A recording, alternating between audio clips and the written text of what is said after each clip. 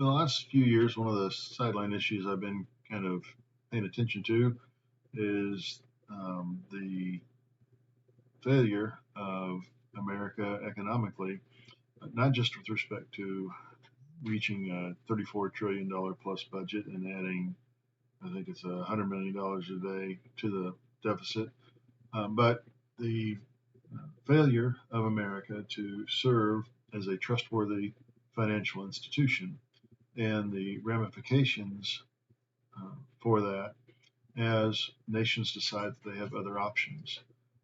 One of the issues that highlighted this was announced, or that was warned about, actually took place. It was announced on the 12th of June in the Business Standard, as the headline reads, the crucial decision to not renew the current contract, or I'm sorry, the crucial decision to not renew the contract enables Saudi Arabia to sell oil and other goods in multiple currencies, including the Chinese RMB, euros, yen, and yuan, instead of exclusively in US dollars. Additionally, the potential use of digital currencies like Bitcoin may also be considered.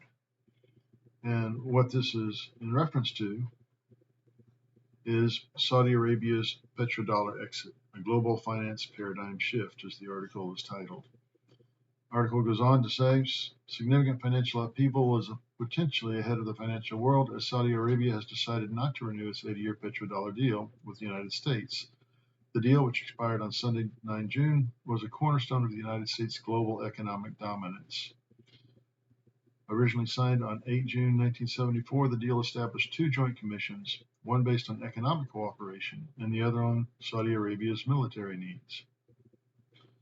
The latest development signifies a major shift away from the petrodollar system established in 1972, when the U.S. decoupled its currency from gold, and is anticipated to hasten the global shift away from the U.S. dollar. So with the rise of BRICS and other situations such as Russia, China, and Iran forming a closer partnership, not just economically, but potentially militarily as well, and with all that's going on in the world as the U.S. loses its position, not just as a superpower, but as a moral authority, the degree to which it ever faithfully executed any moral authority in the world, we find our Congress and our mainstream media and most politicians focused on the all-important issues of whether or not Donald Trump should be convicted for activities that he may or may not have actually carried out as president or prior to becoming president, and whether or not Joe Biden is mentally stable enough to continue to run for president on the Democratic ticket, and what Hunter Biden's gun charges and drug charges have to do with anything that might be related to President Biden himself, et cetera, et cetera. One of the things that I've suggested in the past and will address again later is the suggestion that perhaps we've reached a point where we really need to rethink how the United States is organized at a federal level, as we're trying to follow a blueprint that was laid out 250 years ago, and the world has changed significantly since that time. The other thing, and the first thing that actually caught my mind when I started thinking about commenting on this, is an article in the Epoch Times. G7 leaders reach deal to unlock frozen Russian assets for Ukraine.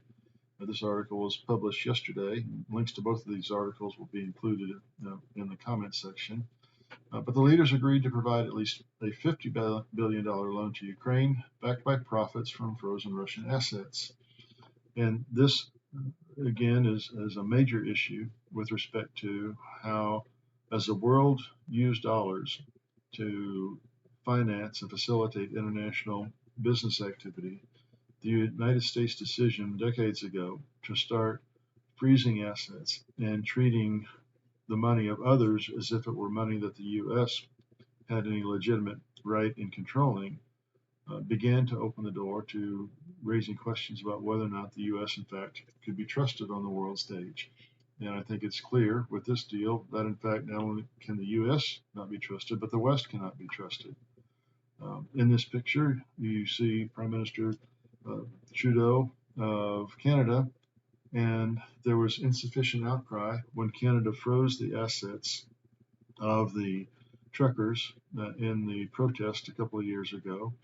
And I believe I saw a headline that under the radar that the U.S. has passed a law which will essentially legally allow the U.S. government to do the same thing if they decide that citizens are acting in ways they don't like.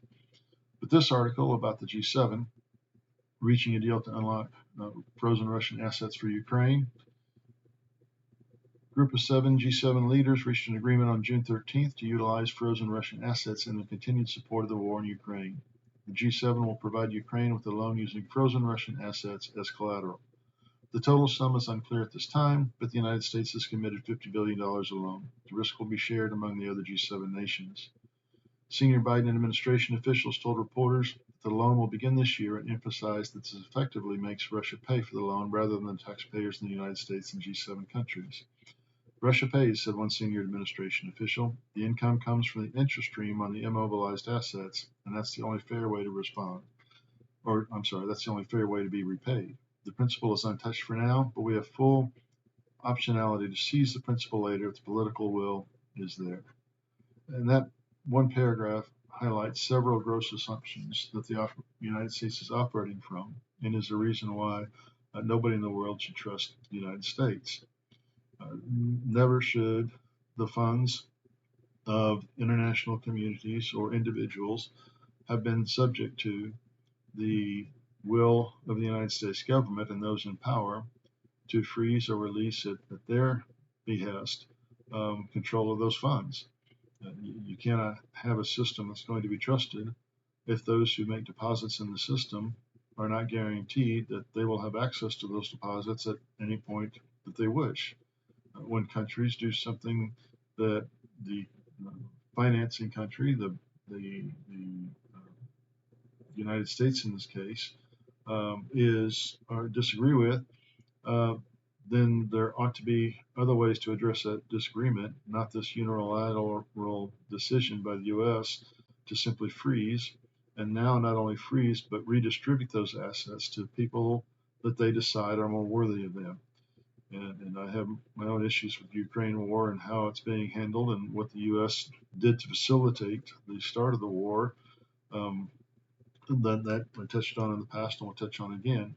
But my main point here is just to highlight the fact that the United States leadership over the last 5, 6, 7 decades has been on a path that has only accelerated and is more blatant now in violating the trust that the world placed in the U.S. to provide a solid framework, a trustworthy framework for managing the economies of the world. As a result, we see with the change in petrodollar status, we see with the formation of BRICS as an economic bloc that is operating independent of the United States. We see with the United States actions in the context of the SWIFT system in Russia and other actions that the United States has taken, that the United States is in for a rude awakening. And there needs to be some way to hold accountable the leaders who have brought us to this point and continue to go down the road and double down on these policies that are destructive, not just on the world stage, but for the United States as a nation and the citizens of the United States. Thank you all very much. Look forward to hearing what you have to say. Thanks. Bye-bye.